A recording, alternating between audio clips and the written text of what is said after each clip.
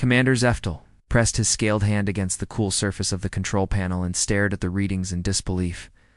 After 20 years of exploring the Outer Rim territories, he thought he had seen everything the galaxy could offer. But the planet rotating slowly on his main screen challenged everything he knew about life in the universe. The blue and green world hung in space like a jewel. But the data streaming across his monitors told a very different story. This was not a paradise world like the ones that birthed most galactic civilizations. This was a nightmare of violent weather, crushing gravity, deadly radiation that should have been completely empty of complex life. "Sir, these readings cannot be correct," said Lieutenant Mortel from the sensor station. Her 4 eyes blinked in sequence as she rechecked the instruments for the 3rd time. "The atmospheric composition shows 21% oxygen. That level would cause fires to burn out of control across entire continents." Zeftal moved to stand behind her chair, his tall frame casting a shadow over the display screens. The Harmony's Edge was the most advanced exploration vessel in the Confederation fleet, equipped with sensors that could detect a single microbe from 1,000 kilometers away. If the instruments said this world was inhabited, then it was inhabited. The question was how anything could possibly survive here. "What about the electromagnetic signatures?" he asked. "That is the strangest part, Commander. We are detecting organized radio transmissions, geometric structures that appear to be cities, and what looks like primitive spacecraft in orbital patterns around the planet." Mortel's voice carried the confusion that Zeftal felt in his own chest. "What?" "But according to our atmospheric readings, any civilization should have destroyed itself long ago through accidental combustion." Dr. Cathara emerged from the science lab, her normally pristine white coat stained with various chemical compounds from her hasty analysis work. As the expedition's lead xenobiologist, she'd spent the last 6 hours trying to make sense of the impossible data they were collecting. "Commander, I need to speak with you privately," she said, her voice tight with concern. They walked to Zeftal's ready room, small space behind the bridge where he could think without the constant hum of ship operations. Dr. Cathara activated the privacy screen and turned to face him with an expression he had never seen on her usually calm features. "This planet should not exist," she said without any introduction. "The conditions down there would kill most known life forms within hours. The temperature variations alone range from -40 degrees to +50 degrees. Atmospheric pressure changes constantly due to massive storm systems that cover thousands of square kilometers. And the radiation levels from their star would cause cellular breakdown in any species we have encountered." Zeftal sat down heavily in his chair. "But something is alive down there, something intelligent enough to build cities and launch spacecraft. That is exactly what worries me." Dr. Cathara began pacing back and forth in the small space. "Commander, in all our studies of galactic civilizations, every single species developed on worlds with stable climates, abundant resources, and protective atmospheres. That is why the Confederation exists. That is why we have peace among the stars. We all share common values because we all came from similar environments." She stopped pacing and looked directly at him. "But what kind of species could survive on that world? What would they be like? What would their values be? Do they even think the same way we do?" Before Zeftal could answer, the ship's communication system crackled to life. "Commander, to the bridge immediately. We have a situation." They hurried back to find researcher Mulvin standing at the main display, his usually steady hands shaking as he pointed at the screen.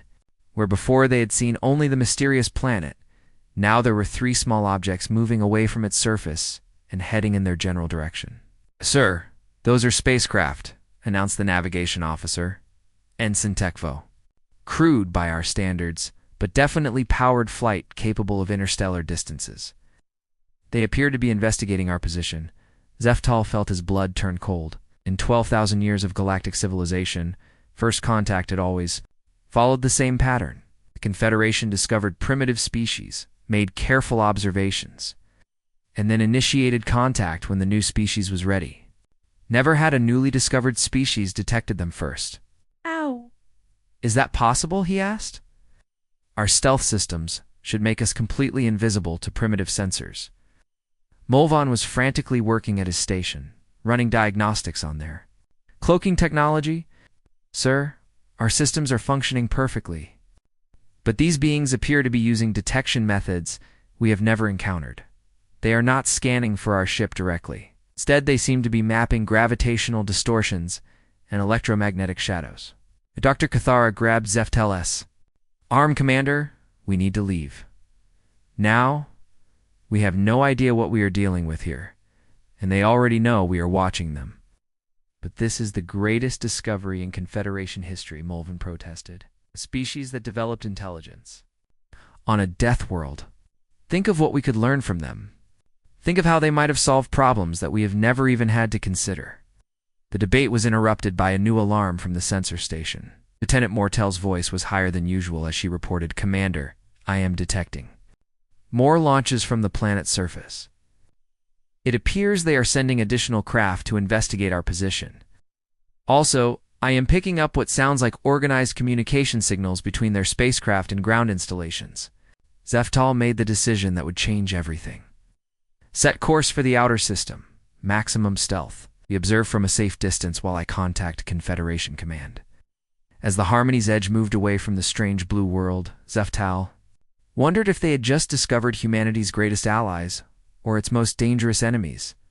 The planet below continued to spin peacefully in its orbit, unaware that its children had just announced their presence to a galaxy that was completely unprepared for what they represented. 3 hours later, as they reached the edge of the system, Zeftel composed his report to the Confederation Council. How could he explain that they had found a species that thrived on a world that should have been uninhabitable? How could he describe beings that had detected their advanced stealth technology using methods that no galactic scientist had ever considered? Dr. Cathara sat across from him in his ready room, still staring at the data they had collected. "Commander, I have been thinking about this planet and its inhabitants. Every successful species in the galaxy evolved by adapting to stable, comfortable environments. We learned cooperation because resources were abundant. We developed peaceful societies because survival was relatively easy." She looked up at him with worried eyes. "But what happens when a species evolves on a world where survival is a daily battle against the environment itself? What happens when they have to fight their own planet just to stay alive? What kind of mindset does that create?" Had been wondering the same thing. The beings on that world had not just survived impossible conditions, they had thrived well enough to develop space travel and actively explore beyond their hostile home. That suggested a level of determination and resilience that no Confederation species possessed. As he began typing his report, one question kept running through his mind. Were they about to welcome a new friend into galactic civilization? Or had they just discovered something that would change everything they thought they knew about intelligent life? The answer would come sooner than anyone expected, and it would shake the foundations of 12,000 years of peaceful galactic order. 3 months after Commander Zeftal's report reached Confederation headquarters, the diplomatic vessel Peaceful Understanding entered the Sol system with all the confidence of 12,000 years of successful first contact missions. Ambassador Veltar stood on the bridge watching the strange yellow star grow larger on the main screen, completely certain that this encounter would follow the same pattern as all the others. He had personally negotiated with 23 different species. Across the galaxy, the process was always the same. Show up with superior technology, demonstrate peaceful intentions, establish basic communication, and then guide the primitive species toward eventual Confederation membership over several generations.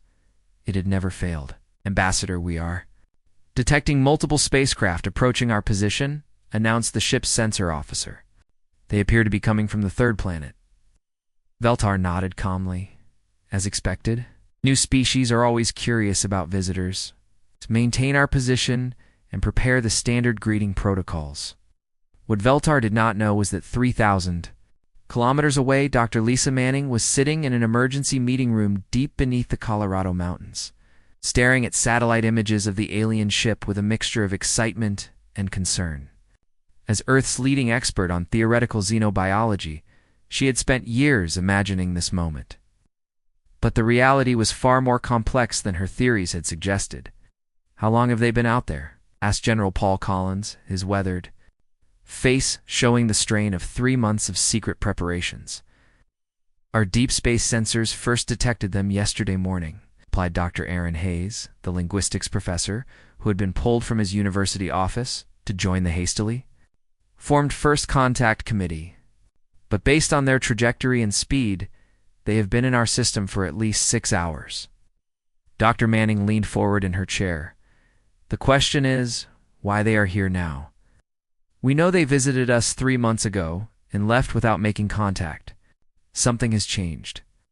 General Collins activated the wall display showing the positions of Earth's response fleet. "Captain Jake Sullivan is leading the New Horizon with our best diplomatic team. Captain Ryan Clark has the Defender ready for military support if needed. And Dr. Helen Ross is bringing up the rear with the Discovery packed full of every scientific instrument we could fit aboard." The human ships were not impressive by galactic standards. They had been built quickly using technology that was barely adequate for interplanetary travel. But they represented something that had never existed before in the galaxy, a species that was willing to meet there. First alien contact halfway between worlds rather than waiting passively to be contacted. Captain Sullivan stood on the bridge of the New Horizon as his ship approached the massive alien vessel. His crew included pilot Maria Santos, engineer Chris Taylor, and communications officer Nicole Brown. None of them had any idea what they were about to encounter. But they all shared the same human characteristic that would soon surprise the galaxy. They were more curious than afraid. "Captain, we are receiving a transmission from the alien ship," reported Nicole from her station. "What appears to be some kind of mathematical progression. Probably an attempt to establish communication." Sullivan smiled. 3 months of preparation had gone into this moment. "Send them our response package, Nicole. Let them know we have been expecting them." The message that Nicole transmitted, too. The peaceful understanding was unlike anything Ambassador Veltar had ever received from a primitive species.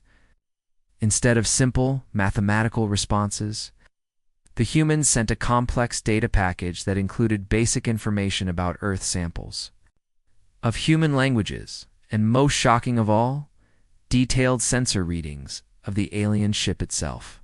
"They have been watching us since we arrived," whispered the ship's intelligence officer, her voice filled with disbelief. "These readings are more detailed than what most Confederation species could gather with our technology." Ambassador Veltar felt the first crack in his confidence. How is that possible? Their technology should be centuries behind ours.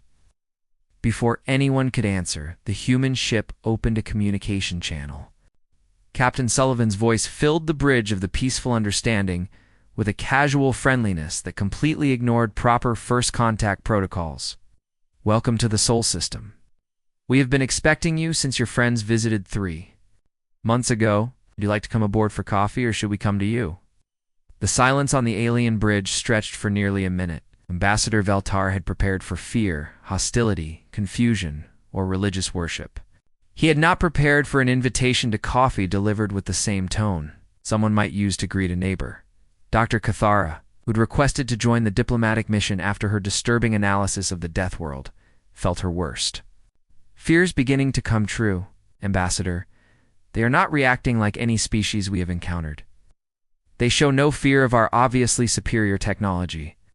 They detected our previous visit and prepared for our return, and they are initiating contact on their own terms rather than waiting for us to establish the relationship." 2 hours later, Ambassador Veltar found himself walking through the airlock connecting the 2 ships, wondering how he had lost control of the situation so quickly. The human vessel was cramped and primitive by Confederation standards, but it hummed with an energy that was unmistakably alive and purposeful. Dr. Lisa Manning met them in what the humans called the conference room, small space barely large, enough for the 6-person delegation from each side. She was accompanied by Captain Sullivan, Dr. Hayes, the linguist, and Dr. Kevin Wright, an anthropologist who had been studying every piece of information they could gather about galactic civilizations. The first few hours of cultural exchange went smoothly. Both sides shared basic information about their societies, their technology, and their history. Ambassador Veltar began to relax as he described the peaceful Confederation. With its hundreds of member species living in harmony across the galaxy, but the human questions began to disturb him. While he talked about their perfect society, Dr. Manning asked about crime rates. Captain Sullivan wanted to know about military conflicts between member species. Dr. Wright inquired about social rebels and political dissidents. I do not understand. Your focus on conflict, Ambassador Veltar said, his confusion growing. The Confederation has maintained peace for thousands of years. We have eliminated scarcity, ended warfare, and created a society where every species can thrive, according to their nature. Dr. Lisa Manning exchanged a look with her colleagues before answering. That sounds wonderful, Ambassador. But how do you handle disagreement? What happens when someone does not want to follow the established system? What do you do with people who cause trouble? The questions made Ambassador Veltar uncomfortable, because they touched on aspects of galactic society that were rarely discussed. Troublemakers are rare because our member species have evolved beyond such primitive behaviors. When problems do arise, they are handled through re-education and social adjustment programs. The human delegation grew quiet at this answer. Captain Sullivan leaned back in his chair with an expression that Ambassador Veltar could not read. Re-education programs. I see. Dr. Wright decided to share some basic information about human history, talked about Earth's wars, environmental disasters, and the constant struggle for survival that had shaped human civilization. The alien delegation listened with growing alarm as they learned about a species that had evolved through conflict, competition, the daily fight to survive on their hostile world. When Dr. Wright casually mentioned that humans had evolved from predators and still retained aggressive instincts, Ambassador Veltar requested an immediate private consultation with his team. These beings are dangerous, whispered Dr. Cathera as they huddled in a corner of their shuttle. Everything about their development is wrong. They celebrate conflict. They seem proud of their ability to survive in hostile conditions. And they show no proper respect for our obviously superior civilization.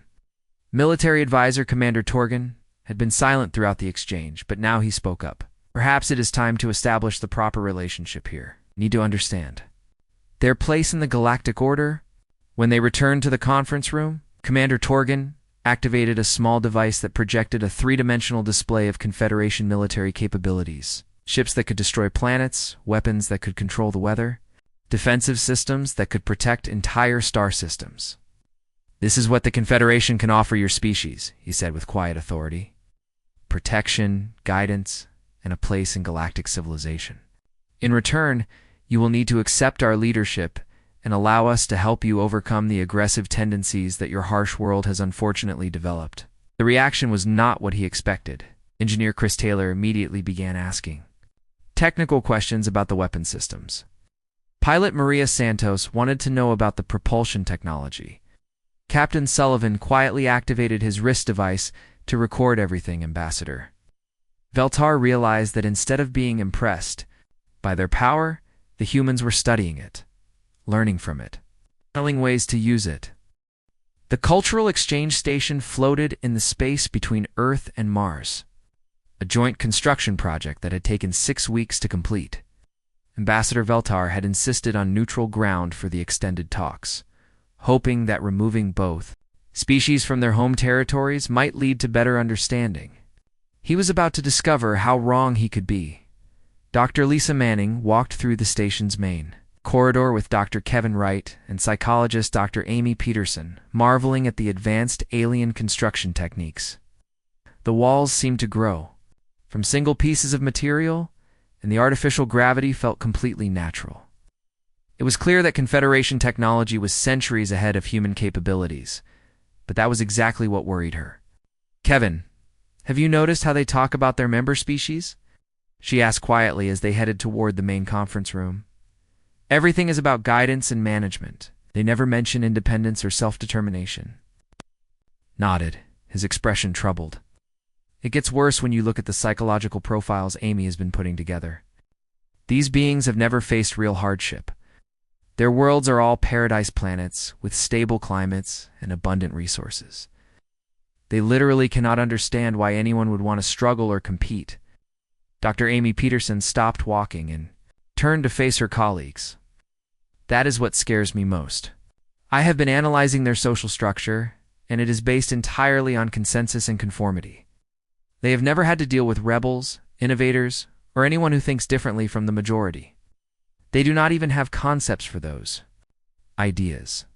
On the other side of the station, Ambassador Veltar was having his own disturbing conversation with Dr. Cathera and sociologist Dr. Yeneth. They had spent the morning reviewing human history files, and the experience had left them all deeply shaken. "Look at these numbers," Dr. Yeneth said, her voice filled with disbelief as she gestured at the data screens. "In the last 1,000 years alone, humans have fought over 500 major wars. They have survived multiple extinctional-level environmental disasters. They have developed weapons capable of destroying their entire planet and somehow avoided using them." Dr. Cathara pulled up another file. "This is worse. Their literature and entertainment are filled with stories about conflict, survival, and overcoming impossible odds. They actually enjoy imagining dangerous situations. Most of their heroes are individuals who refused to follow orders and chose their own path." Ambassador Veltar felt a cold sensation in his chest. What kind of species finds entertainment in stories about rebellion and conflict? The formal cultural exchange session began an hour later in the station's largest meeting room. Both delegations had prepared presentations about their respective civilizations, hoping to build mutual understanding. Instead, each revelation only made the gulf between them wider. Captain Jake Sullivan sat with engineer Chris Taylor and communications officer Nicole Brown, listening as Ambassador Veltar described Confederation society. The picture that emerged was both impressive and deeply unsettling. Hundreds of species living in perfect harmony, with no crime, no war, and no significant disagreement about how society should function. "How do you handle innovation?" asked Chris Taylor during a break in the presentation. "I mean, what happens when someone has a new idea that goes against established procedures?" Dr. Yeneth answered with obvious confusion. "Why would anyone want to go against established procedures? Our systems have been perfected over thousands of years. No need for disruptive innovation." The humans exchanged glances. Nicole Brown leaned forward in her chair. "But what if the established way is not the best way? What if someone discovers a better method, better than perfection?" Ambassador Veltar seemed genuinely puzzled by the question. "I do not understand what you mean." Captain Sullivan tried a different approach. "On Earth, our greatest advances have come from people who questioned the accepted way of doing things. Scientists who challenged existing theories, inventors who tried impossible ideas, leaders who refused to accept that things could not be changed." The alien delegation fell silent. Finally, Dr. Cathara spoke. "You are describing chaos, society, where individuals can simply decide to ignore collective wisdom would destroy itself within generations." Dr. Lisa Manning stood up and activated her own presentation system. "Let me show you how we see it differently." For the next 2 hours, she walked the aliens through human technological development. She showed them how competition between different groups had driven faster innovation. She explained how human art, science, and philosophy had advanced through constant questioning and challenge of existing ideas. She described how humans had solved problems by trying approaches that conventional wisdom said would never work. The Confederation delegation listened with growing horror.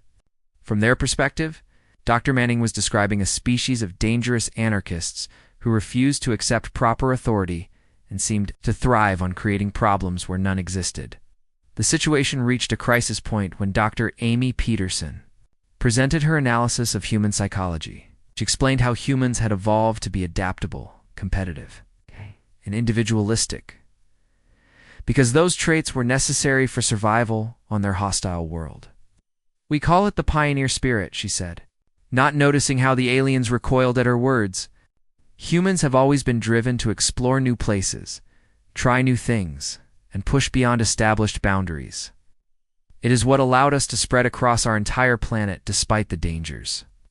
Military advisor Commander Torgan had heard enough. "This explains everything. These beings are not just primitive, they are fundamentally broken. Their entire psychology is based on destructive impulses that civilized species have evolved beyond." He stood up and activated his own presentation, showing images of Confederation military power. massive fleets that maintained order across the galaxy, weapons systems that could control entire star systems, and enforcement protocols that had maintained peace for millennia. This is why the Confederation exists, he announced. To protect civilized species from exactly the kind of chaos you represent. Your species will need extensive rehabilitation before you can be trusted to interact with galactic society. The room went dead quiet. Captain Sullivan slowly stood up, his casual demeanor replaced by something much more serious. Rehabilitation? Commander? Torgan nodded confidently. Your aggressive tendencies will need to be suppressed. Ow. Your competitive instincts must be controlled. Your dangerous habit of questioning authority will require careful management. It will take several generations, but we can help your species become civilized. Chris Taylor laughed, a sound that made the aliens flinch. You want to turn us into? We want to save you from yourselves, Ambassador Veltar replied. Left alone, your species will eventually destroy itself through conflict and competition. We have seen it happen to other aggressive species throughout history. Dr. Lisa Manning felt anger building in her chest, but she kept her voice calm. What happened to those other species? They accepted our guidance and became peaceful, productive members of galactic society, Dr. Yeneth answered proudly. Their violent tendencies were redirected toward constructive activities. Their competitive urges were channeled into harmless recreational pursuits. They learned to find satisfaction in conformity rather than conflict. Nicole Brown stared at the alien sociologist. You were talking about changing who we are at a fundamental level. Yes, Ambassador Veltar said, seeming pleased that she finally understood. We are offering to help your species evolve beyond its primitive state. Captain Sullivan walked to the large window that showed Earth hanging in the distance, a blue jewel against the black of space. When he turned back to face the aliens, his expression was harder than they had ever seen it. You see, our world is a nightmare of violence and chaos, he said quietly, but we see it as home. You think our competitive nature is a flaw that needs fixing? We think it is what makes us human. You want to save us from conflict. We think conflict is what made us strong enough to reach for the stars. He moved back to the table and placed his hands flat on its surface. You came here expecting us to be grateful for your offer to manage our species. But we are not children who need guidance. We are not broken beings who need fixing. We are humans, and we decide our own destiny. Ambassador Veltar felt the last of his diplomatic composure. Slipping away? You are making a terrible mistake. The galaxy is vast and dangerous. There are threats out there that you cannot imagine. Without Confederation protection and guidance, your species will not survive. Captain Sullivan smiled, but there was no warmth in it. Ambassador, we evolved on a planet that has been trying to kill us for millions of years. We've survived ice ages, supervolcano eruptions, asteroid impacts, and 1,000 other disasters. We built our civilization while fighting off predators, diseases, natural disasters that would have wiped out most species. He gestured toward the window and Earth beyond. You call our world a death world, and you are right.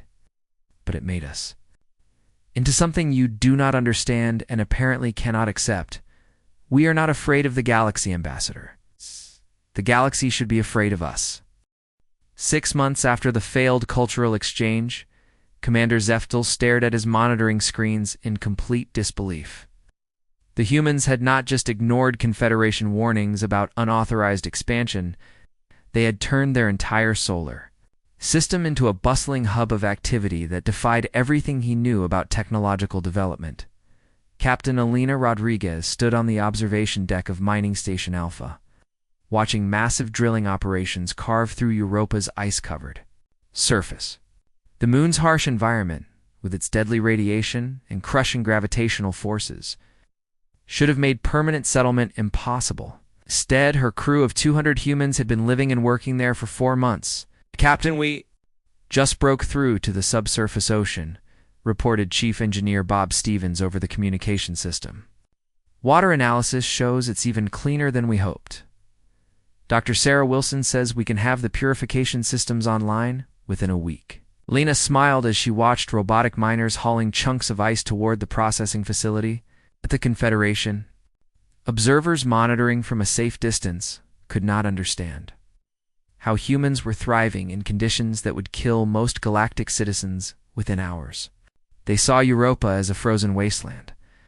Humans saw it as an unlimited source of water and minerals. Across the solar system on Titan, Dr. Tony Mitchell was having his own success with the research station he had built in the moon's thick, poisonous atmosphere. The hydrocarbon lakes that covered Titan's surface provided raw materials for chemical processes that Confederation science had never considered.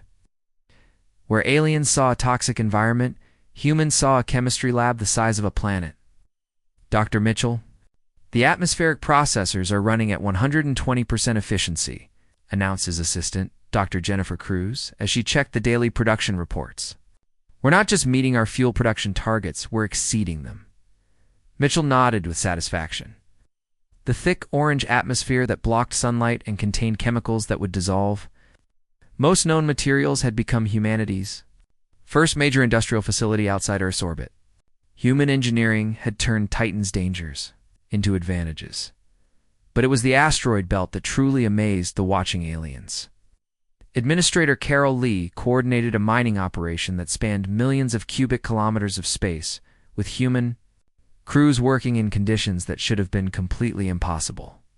The asteroids provided no atmosphere, no protection from radiation, and no safety if equipment failed. Yet hundreds of humans lived and worked there as if it were the most natural thing in the galaxy. When the Confederation's scientific mission led by Dr. Nexara arrived to study human expansion, they expected to find desperate survivors barely clinging to life in hostile environments. Instead, they found thriving communities that had adapted their technology and methods to conquer challenges that galactic engineers had never even attempted. Dr. Nexara requested permission to observe the human operations on Io, Jupiter's volcanically active moon. The sulfur dioxide atmosphere and constant volcanic eruptions made it one of the most dangerous places in the solar system. No Confederation species had ever attempted to work in such conditions. Engineer Lisa Park met the alien observation team at the airlock of Industrial Station Gamma, wearing a standard human environmental suit that looked crude compared to galactic technology, but it worked in conditions where advanced Confederation equipment would fail within minutes. "Welcome to Io," she said cheerfully, as if she were greeting visitors to a pleasant vacation resort rather than a hellish, volcanic moon. "Would you like to see the sulfur extraction operations first, or the geothermal power generators?" Dr. Nexara followed her through corridors that hummed with activity. Human workers moved confidently through areas where the outside temperature reached 800 degrees and volcanic gases would dissolve most materials. But instead of hiding from the hostile environment, they had built their entire operation around it. "This should be impossible," whispered Dr. Nexara to her assistant as they watched humans working directly on the volcanic surface. "The atmospheric composition alone would kill most life forms in seconds." Lisa Park overheard and laughed. "That's what makes it perfect for industrial operations. No worries about environmental contamination, unlimited geothermal energy, and all the sulfur compounds we could ever need. Plus, it's so hostile that we don't have to compete with anyone else for space." The alien scientist felt her understanding of technology and survival shift fundamentally. Humans were not just surviving impossible conditions.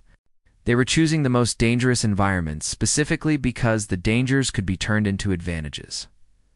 Dr. Ben Carter provided the most disturbing example of human adaptation.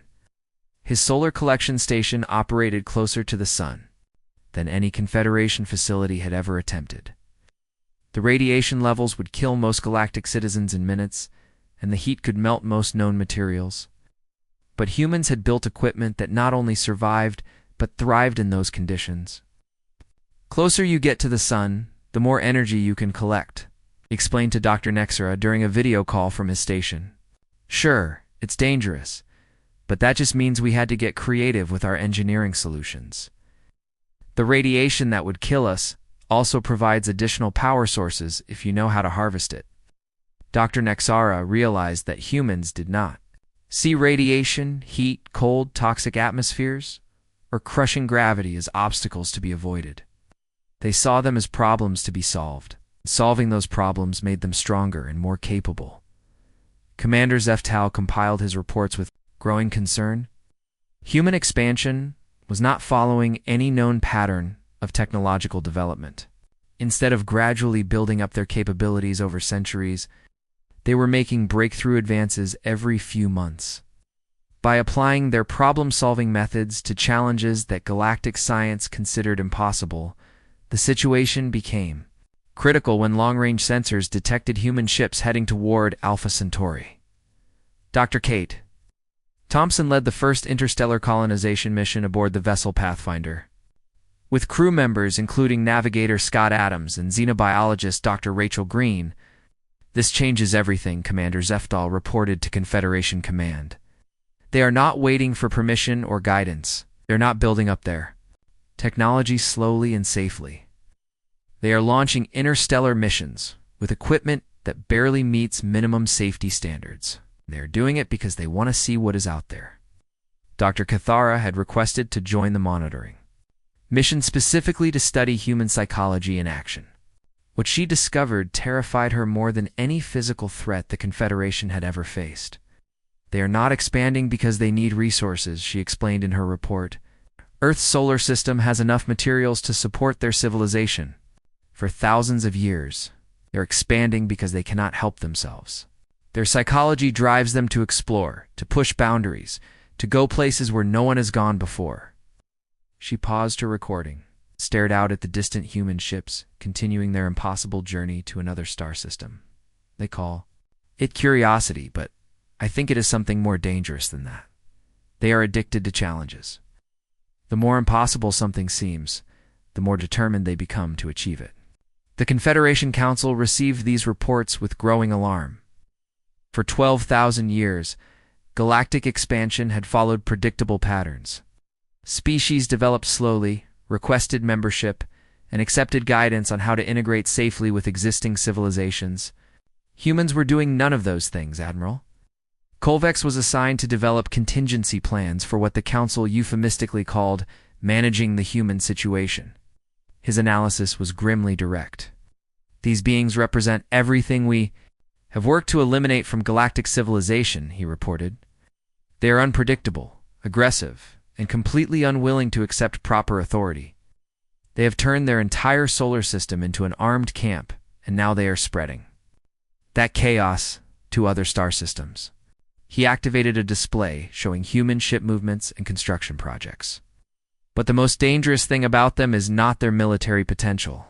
It is their ideas. If other species see humans thriving through independence and competition, it could undermine the entire foundation of Confederation society." Back on Proxima Centauri, Dr. Kate Thompson stood in the command center of humanity's first interstellar colony. The harsh red light of the alien sun streamed through radiation-shielded windows as her team prepared to send their first report. "Back to Earth. Colony status is green across all systems," she announced to Scott Adams as he prepared the transmission equipment. "Population 200 and growing. Resource extraction ahead of schedule. No sign of intelligent life in the system." She paused and looked out at the alien landscape that was already beginning to feel like home. "Tell Earth we are ready for the next wave of colonists. And tell them we have detected suitable planets in 3 nearby systems." Looked up from her biological surveys, "Kate, should we mention that we picked up some kind of automated monitoring signals? It's definitely artificial. Probably left here by whoever built those installations the long-range sensors detected." 2 years after first contact, Admiral Colvex stood on the bridge of his flagship, watching the human colony at Proxima Centauri grow larger on his main screen. The Confederation enforcement fleet had traveled for light years to contain what the Council called the human problem. But what he saw below challenged everything he thought he knew about primitive species. The colony was not a desperate outpost barely surviving on an alien world. It was a thriving settlement with over 3,000 inhabitants, its advanced manufacturing facilities, and defensive installations that his tactical officers were having trouble analyzing. Colonial Administrator Janet Foster had turned the harsh planet into humanity's first foothold among the stars. "Admiral, we are receiving a transmission from the human colony," reported his communications officer. They are requesting a diplomatic meeting. Admiral Kolvex felt a familiar frustration. Once again, the humans were not following proper procedures. They should have been terrified by the arrival of a Confederation fleet. Instead, they were treating his ships like visiting dignitaries rather than an enforcement action. "What is the content of their message?" he asked. "They are inviting us to send a delegation to the surface for what they call productive discussions about mutual cooperation. They have also provided detailed scans of our fleet configuration and tactical capabilities." The Admiral's frustration turned to alarm. "They scanned us. How is that possible with our advanced stealth systems?" Before anyone could answer, the tactical station erupted in warning alerts. "Admiral, multiple human spacecraft are approaching our position from 3 different vectors. They appear to be moving to surround us." Admiral Kolvex activated his fleet display and watched in disbelief as human ships moved into positions that would make retreat difficult. But these were not the crude vessels that had first met Ambassador Veltar 2 years ago. These ships showed clear signs of technological advancement that should have taken decades to achieve. Admiral Grace Murphy's voice filled the bridge as her flagship Defiant approached the Confederation fleet. "Welcome to the Proxima Centauri system, Admiral Kolvex.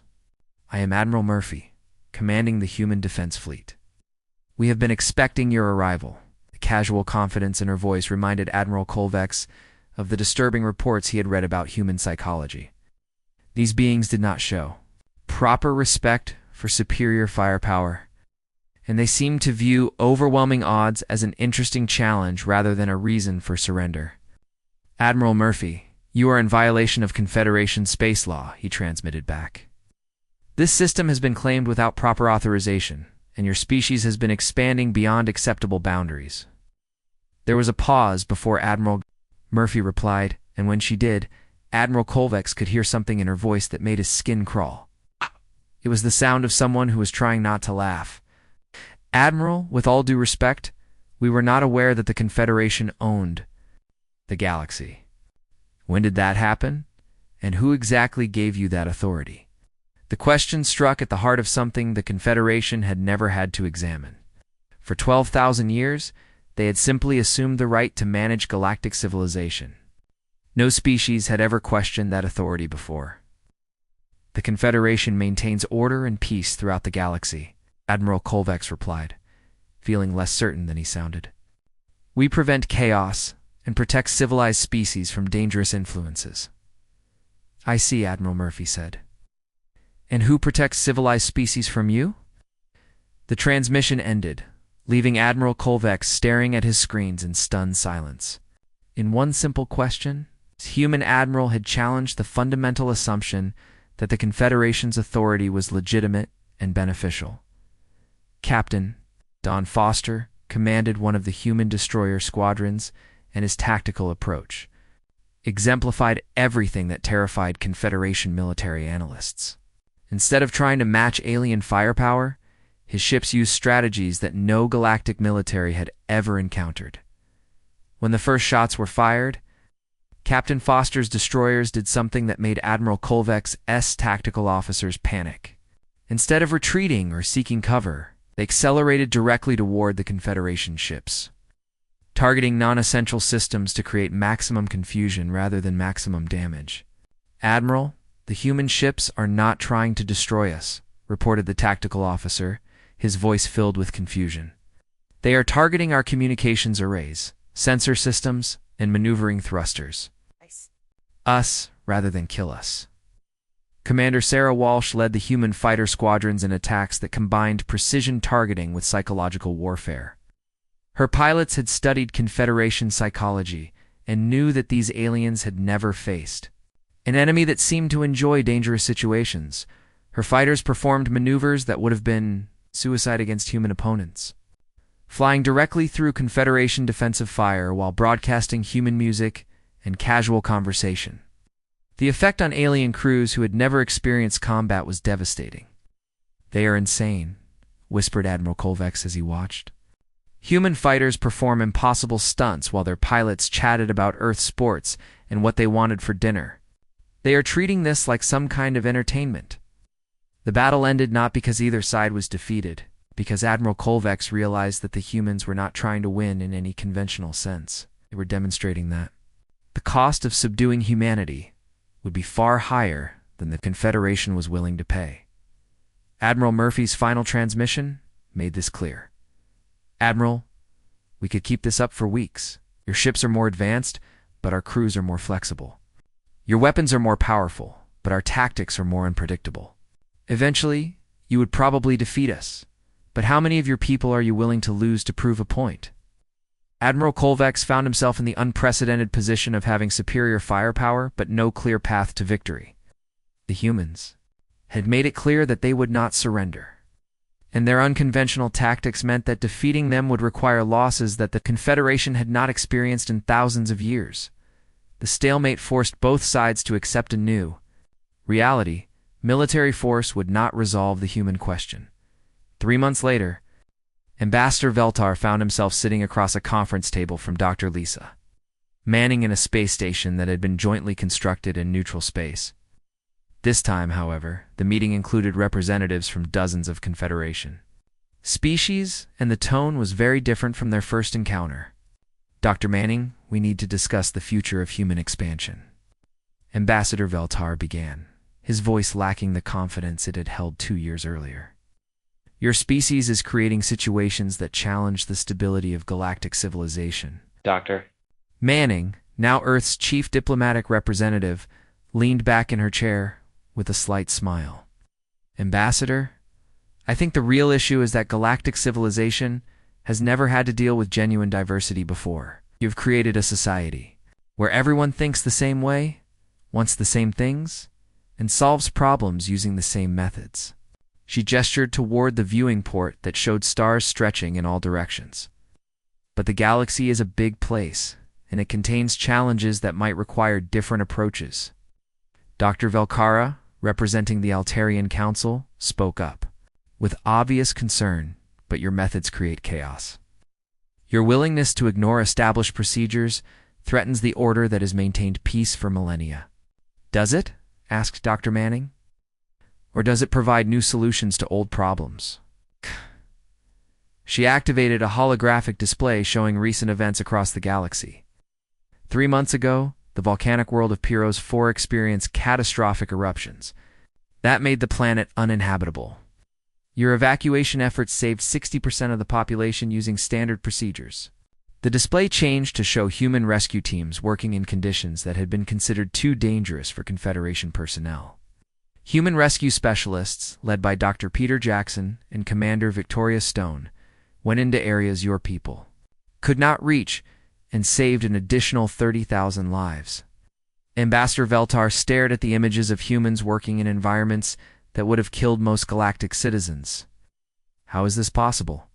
"Because we evolved on a world that tried to kill us every day," Dr. Manning replied simply. "We learned to work in impossible conditions because we had to. We developed technologies that your people never needed because your worlds were safe and comfortable."